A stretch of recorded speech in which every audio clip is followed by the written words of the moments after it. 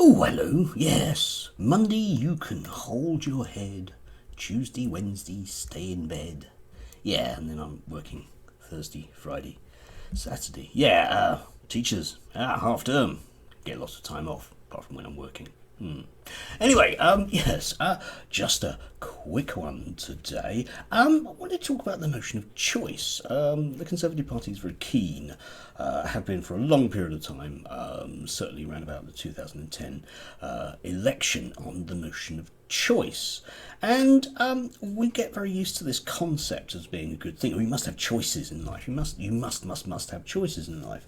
I'm not really convinced about the notion of choice. Sometimes I go into a supermarket and I want one particular thing, and I'm presented with a choice of 12, and I don't know which one to get because I don't know, have enough information about them. Yeah, that kind of thing about visiting the chocolate aisle, and there's just too much. There's too much of it. I just want a bit of chocolate.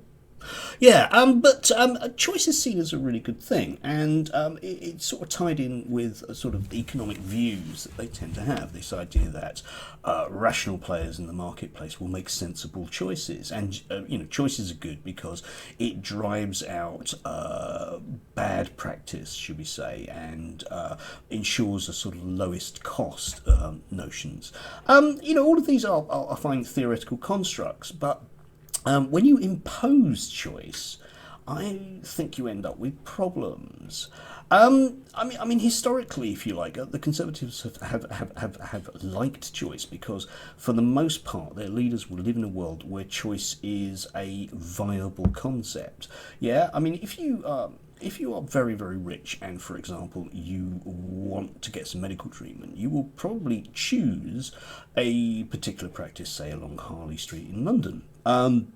It's really nice. So then the kind of other notions, not necessarily the doctor, but other notions about accessibility or the whether or not you like the staff will come into play. Certainly, I've only ever had one set of treatment privately, and I had to go up to Harley Street to go and get it done. It was a quick bit of laser surgery, and the setup there was quite intriguing. I could see why people would choose the particular place that I went to.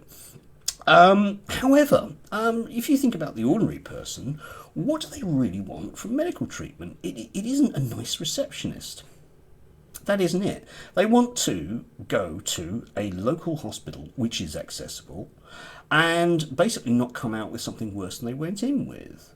If you think about realistically what most people complain about with hospitals in this country, it's car parking charges, because these things are now being built very much on the outskirts of town, and for a lot of people, it's a couple of bus rides away. It's not really accessible.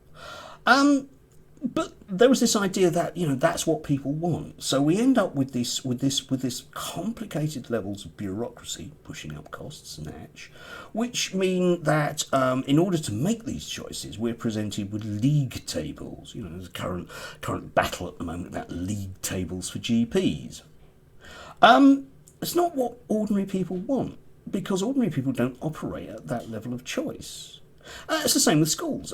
We can see with schools. Again, very much in the 2010 manifesto, giving parents more choice and more different schools that they want to go to. Well, again, for those people lower down the socioeconomic ladder, should we say, they just want a school that's quite close to them that isn't bad. They aren't going to spend their life poring over hours and hours of stats and statistics.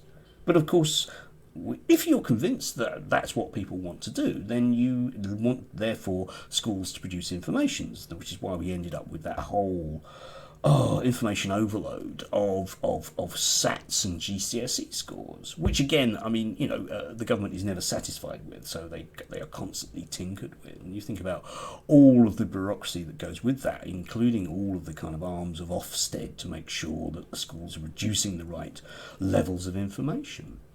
Choice is fine if you're in an upper socioeconomic group. It's a brilliant concept.